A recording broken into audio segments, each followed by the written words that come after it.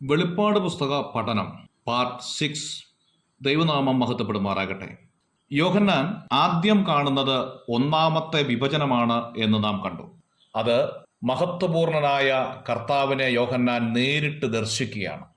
രണ്ടാമത്തെ വിഭജനം സഭാ കാലഘട്ടങ്ങളാണ്, അഥവാ ഇന്നുള്ളത്. സഭാ കാലഘട്ടങ്ങൾ എന്ന് പറയുമ്പോൾ 7 സഭകളെയാണ് അതിൽ ഉൾപ്പെടുത്തിയിരിക്കുന്നത്. 7 സഭകളിലെ ആദ്യത്തെ സഭയാണ് എഫെസോസ് സഭ. AD 70 മുതൽ 170 വരെയുള്ള ഏതാണ്ട് 1000 വർഷത്തെ സഭാചരിത്രത്തിന്റെ ഒരു സംക്ഷിപ്ത രൂപമാണ് എഫെസോസ് സഭ എന്ന് പറയുന്നതിൽ തെറ്റുണ്ടാകില്ല. തന്ത്രപ്രധാനമായ എഫെസോസിൽ ബലം പ്രാപിച്ച അനുഗ്രഹിക്കപ്പെട്ടതായ ഒരു സഭയുണ്ടായിരുന്നു. ഡയാനാദേവിയുടെ ക്ഷേത്രം അവിടെ ഉള്ളതായി ചരിത്രം രേഖപ്പെടുത്തുന്നുണ്ട്. അപ്പോസ്തലപ്രവൃത്തി 20-ാം അധ്യായം അതിന്റെ 31-ാമത്തെ വാക്യത്തിൽ, അതുകൊണ്ട് ഉണർന്നിരിപ്പിൻ, ഞാൻ 3 സംവത്സരം രാപ്പകൽ ഇടവിടാതെ കണ്ണുനീർ വാർത്തുകൊണ്ട് ഓരോരുത്തരും ബുദ്ധി പറഞ്ഞത് ഓർത്തുകൊള്ളുവിൻ എന്ന് പൗലോസ് ഓർപ്പിക്കുന്നുണ്ട്. 19-ാം അധ്യായം അതിന്റെ 1-ാമത്തെ വാക്യത്തിലും അപ്പൊല്ലോസ് കൊരിന്തിലിരിക്കുമ്പോൾ പൗലോസ് ഉൾപ്രദേശങ്ങളിൽ കൂടി സഞ്ചരിച്ച് എഫെസോസിൽ എത്തിയതായി കാണുന്നു. അവിടെ യോഹന്നാന്റെ ശിഷ്യന്മാരെ പരിചയപ്പെടുന്നതായും നാം കാണുകയാണ്. എഫെസോസ് സഭയെക്കുറിച്ച് സ്വർഗത്തിലെ ദൈവം അറിയുന്ന 7 കാര്യങ്ങൾ അവിടെ രേഖപ്പെടുത്തിയിട്ടുണ്ട്. 1, നിന്റെ പ്രവൃത്തി അറിയുന്നു എന്നുള്ളതാണ്. 2-ാം അധ്യായം അതിന്റെ 2-ാമത്തെ വാക്യം. നിന്റെ പ്രയത്നം അറിയുന്നു എന്ന് അതേ വാക്യത്തിൽ തന്നെ കാണുന്നുണ്ട്. നിന്റെ സഹിഷ്ണുത അറിയുന്നു എന്ന് 2-ാം അധ്യായത്തിന്റെ 2-ാം വാക്യത്തിൽ കാണുന്നു. കൊള്ളരുതാത്തവരെ സഹിച്ചുകൂടാത്തത് അത് കർത്താവ് അറിയുന്നു. അപ്പസ്തോലൻ അല്ലാത്തവരെ നീ തിരിച്ചറിഞ്ഞ കാര്യം കർത്താവ് അറിയുന്നു. നിക്കലോവരുടെ നടപ്പ് നീ പകച്ച കാര്യവും കർത്താവ് അറിയുന്നു. വിശ്വാസത്തിൽ വീണുപോകാതെ പിടിച്ചു നിന്നത് തളർന്നു പോകാത്തതായ കാര്യം അതും കർത്താവ് അറിയുന്നു. കർത്താവ് എഫെസോസ് സഭയുടെ 7 നല്ല കാര്യങ്ങൾ അറിയുന്നതായിട്ട് നാം കാണുകയാണ്. ഞാനും നിങ്ങളും വിശ്വാസത്തിന്റെ തോണിയിൽ അക്കരയ്ക്ക് യാത്ര ചെയ്യുന്നവരാണ്.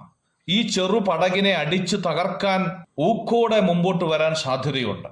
എന്നാൽ നമ്മുടെ നാഥൻ പടകിലുള്ളത് കൊണ്ട് നമ്മെ കൈവിടാത്ത ഒരു കർത്താവാണ്. നമ്മെ അറിയുന്നവനായ ഒരു ദൈവം. എഫെസോസ് സഭയുടെ ഓരോ ചലനങ്ങളും അറിയുന്നവനായ ദൈവം അവരുടെ പ്രവൃത്തി അറിയുന്നു, അവരുടെ പ്രയത്നം അറിയുന്നു, അവരുടെ സഹിഷ്ണുത അറിയുന്നു. വിശ്വാസത്തിൽ പ്രതിസന്ധി ഉണ്ടായപ്പോൾ അവർ പിടിച്ചു നിന്നതായ അവരുടെ മനക്കരുത്ത് അതറിയുന്നു എന്ന് പറയുകയാണ്. 1 രാജാക്കന്മാരുടെ പുസ്തകം 19-ാം അധ്യായം നാം പഠിക്കുമ്പോൾ വിശ്വാസത്തില് വീരനായ ഏലിയാവ് തളർന്നു പോകതായി നാം കാണുന്നുണ്ട്. നമ്മുടെയൊക്കെ ജീവിതത്തിൽ ഇതുപോലെ വിശ്വാസത്തിൽ ഏറ്റക്കുറച്ചിലുണ്ടാകാൻ സാധ്യതയുള്ള ഒരു ലോകത്തിലാണ് ഞാനും നിങ്ങളും ജീവിക്കുന്നത്. ചിലപ്പോൾ ചില പ്രതിസന്ധിയുടെ മുമ്പിൽ നമ്മൾ തളർന്നു പോകും. കൂടെ നിന്നവർ മാറിപ്പോകുമ്പോൾ ചിലപ്പോൾ തളർന്നു പോകും. ചില പ്രയാസങ്ങൾ നമ്മുടെ ജീവിതത്തിൽ ഊക്കോടെ കൊടുങ്കാറ്റ് പോലെ ആഞ്ഞടിക്കുമ്പോൾ നാം തളർന്നു പോകാൻ സാധ്യതയുണ്ട്. എന്നാൽ തളർന്നു പോകാതെ നിന്ന സഭ, ആ എഫെസോസ് സഭയെക്കുറിച്ച് പറയുമ്പോൾ അത് കർത്താവ് അറിയുന്നു എന്ന് രേഖപ്പെടുത്തിയിരിക്കുകയാണ്. പ്രതിസന്ധിയിൽ നമ്മളോട് കൂടെ നിൽക്കുന്ന ഒരു കർത്താവുണ്ട്. എഫെസോസ് സഭയോട് കർത്താവ് പറയുകയാണ്, നിന്റെ പ്രവൃത്തി ഞാൻ അറിയുന്നു എന്ന്. അതെത്രയോ അനുഗ്രഹമായ ഒരു കാര്യമാണ്. തിമോഥെയോസിന്റെ ലേഖനം 2-ാം അധ്യായം അതിന്റെ 7-ാമത്തെ വാക്യത്തിൽ ഇങ്ങനെ വായിക്കുന്നു, വിരോധി നമ്മെ കൊണ്ട് ഒരു തിന്മയും പറവാൻ വകയില്ലാതെ ലജ്ജിക്കേണ്ടതിന് സകലത്തിനും നിന്നെ തന്നെ സൽപ്രവർത്തികൾക്ക് മാതൃകയാക്കി കാണിക്ക എന്ന് പറയുകയാണ്. തീത്തോസിന്റെ ലേഖനം 2-ാം അധ്യായം 14-ാമത്തെ വാക്യത്തിൽ നാം വീണ്ടും വായിക്കുന്നു, അവൻ നമ്മെ സകല അധർമ്മത്തിൽ നിന്നും വീണ്ടെടുത്ത് സൽപ്രവൃത്തിയിൽ ശുഷ്കാന്തി ഉള്ളവരും സ്വന്തം ജനവുമായി തനിക്ക് ശുദ്ധീകരിക്കേണ്ടതിന് തന്നെത്താൻ നമുക്ക് വേണ്ടി കൊടുത്തു.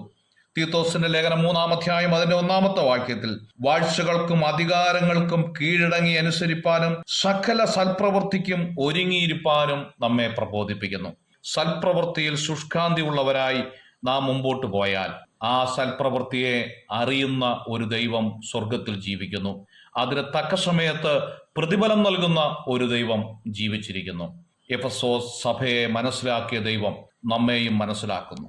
ഈ നല്ല ദൈവത്തെ നമുക്ക് സേവിക്കാം. God bless you.